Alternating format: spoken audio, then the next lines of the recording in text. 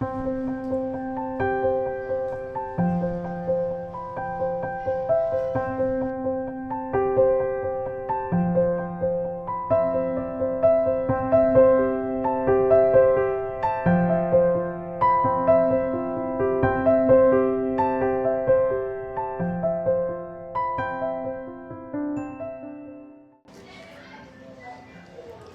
gak sih kalian tuh mendengarkan sebuah pernyataan seperti semua orang tuh memakai ini, jadi ini pasti bagus? Atau kalimat yang kayak kalau kamu gak setuju berarti tandanya kamu gak peduli. Nah, dua kalimat yang tadi baru saja aku sampaikan adalah salah satu kesesatan pikiran, atau dalam istilahnya adalah logical fallacy. Nah, sebelum kita lanjut, perkenalkan, nama saya Sarah Dakinong Humairah, NIM 1124-10921. Di sini saya akan menuntaskan salah satu tugas dari Bu Langgeng berupa mengulas kembali salah satu materi yang pernah kita bahas dan yang saya pilih tentang logical fallacy atau kesesatan berpikir. Oke, tujuan presentasi ini adalah menjelaskan apa itu fallacy, mengenali jenis-jenis umumnya, melihat penerapannya dalam isu aktual, dan menyajikan solusi berupa inovasi edukatif. Oke, untuk pengertian fallacy itu sendiri adalah sebuah kesalahan dalam berpikir maupun logika yang tampak benar, tapi sebenarnya menyesatkan, baik secara sengaja maupun tidak. Dan kenapa hal ini sangat penting untuk kita bahas? Yaitu pertama, agar tidak mudah termakan hoaks, kedua, propaganda, ketiga, manipulasi, dan juga bisa melatih kita untuk berpikir lebih kritis dan rasional. Nah, contohnya, kemarin kan marak banget orang demo dan segala macamnya. Pasti kan ada aja kalimat cetusan-cetusan yang kayak ngomong, kalau kamu gak ikut demo, berarti kamu setuju dengan ketidakadilan ini. Nah, contoh kalimat yang tadi aku bahas adalah salah satu kesesatan berpikir yang bernama false dilema fallacy. Oke, sampai sini paham? Jadi sebegitu pentingnya untuk kita mengerti apa itu kesesatan dalam berpikir. Kita lanjut. Fallacy ini sendiri memiliki berbagai macam jenisnya. Kita bagi dua dulu. Pertama, ada yang namanya fallacy formal dan fallacy informal. Fallacy formal adalah kesalahan dalam struktur logika. Dan fallacy informal lebih umumnya melibatkan sebuah emosi maupun bahasa ataupun sebuah konteks. Nah, untuk fallacy informal ini, dia masih punya banyak jenis lainnya. Nah, salah satunya adalah fallacy ad hominem. Nah, ini tuh fallacy apa? Nah, contoh kalimatnya seperti ini. Misalkan ada sebuah argumen, sebuah forum argumen yang dimana salah satu orangnya ini menyelutuk bukan pada temanya tapi malah pada orangnya. Contoh kalimatnya kayak gini. Kayak, dia mah gak pantas didengar karena cuma lulusan dari sekolah ini, misalkan kayak gitu. Nah, kalimat yang tadi aku sampaikan adalah menyerang orangnya, bukan argumen yang sedang dibawakan. Nah, itu salah satu contoh dari fallacy ad hominem. Dan ada lagi yang namanya straw man. Contoh kalimatnya kayak gini. Kamu bilang anak tuh harus disiplin, jadi kamu suka kekerasan.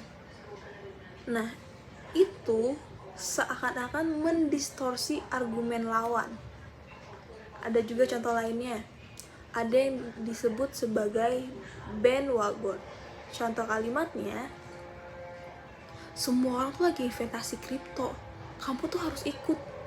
Nah, ikut-ikutan tanpa alasan logis itu salah satu jenis dari kesesatan logika yang biasanya disebut sebagai bandwagon. Oke, kita lanjut lagi. Ada lagi yang namanya slippery slope. Contoh kalimatnya seperti ini.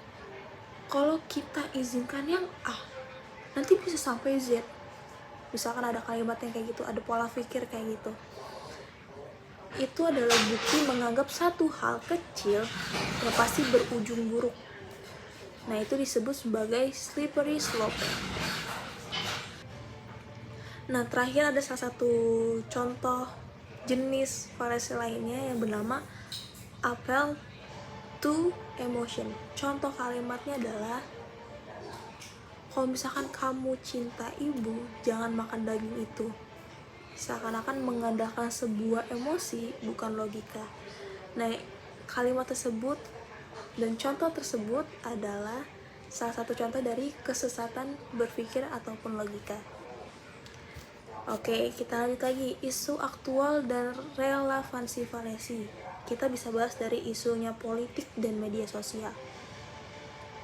Pada saat pemilu, banyak banget narasi-narasi yang manipulatif. Contohnya, kalau kamu gak pilih dia, kamu bukan nasionalis. Nah, contoh kalimat tersebut adalah salah satu jenis fallacy yang dinamakan false dilemma. Oke, kita lanjut lagi ke isu dunia bisnis atau iklan. Biasanya kan banyak buat iklan yang terpampar dengan kalimat kayak gini, 90% orang puas dengan produk ini. Nah, salah satu kalimat itu dinamakan sebagai bandwagon plus appeal to popularity. Oke, kalau masih bingung kita coba lagi. Salah satu isu dari debat sosial, contohnya seperti vaksinasi, perubahan iklim, gender, dan lain-lainnya, banyak digunakan fallacy untuk menolak fakta ilmiah. Oke, sekarang kita masuk ke inovasi dan ide edukasi anti fallacy. Aku udah nyiapin 3 ide. Yang pertama ada sebuah produk edukasi, kedua sebuah aplikasi, ketiga soal event sosial. Kita bahas satu-satu. Oke, yang pertama adalah produk edukasi. Aku kasih judul ini sebagai Fallacy Detective Card Game. Ini adalah game edukatif berisi sebuah kartu berbagai jenis fallacy, yang dimana orang yang bermain itu harus nebak ini fallacy apa, ini fallacy jenis apa, dan segala macamnya. Nah, pemain itu bisa langsung belajar mengenali fallacy lewat studi kasus ringan ini. Dan target yang aku tetapkan adalah pelajar SMA dan mahasiswa. Oke, kita lanjut ke ide selanjutnya, yaitu sebuah aplikasi.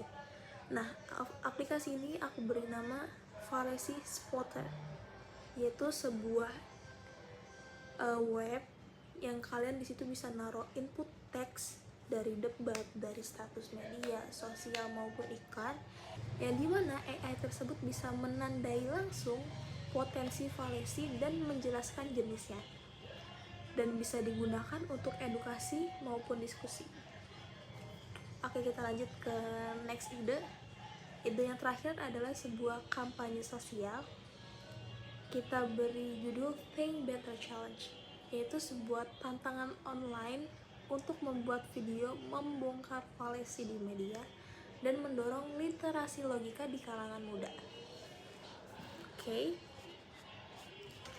Nah, sebagai kesimpulannya, fallacy bukan sekedar kesalahan logika, tapi sering digunakan untuk menyesatkan atau meyakinkan secara tidak sehat. Dengan mengenali dan menghindarinya, kita bisa menjadi pribadi yang lebih kritis, adil, dan rasional. Sebelum aku close, aku nemu kata bagus banget, yaitu menang debat bukan berarti kamu benar. Bisa jadi kamu hanya lebih pandai untuk menyesatkan. Nah, setelah kalian nonton video ini, jangan sampai kalian salah satu orang yang menyesatkan pikiran kalian, karena itu akan merugikan semua orang. Jadi hati-hati dan harus tetap bisa berpikir kritis. Bye-bye.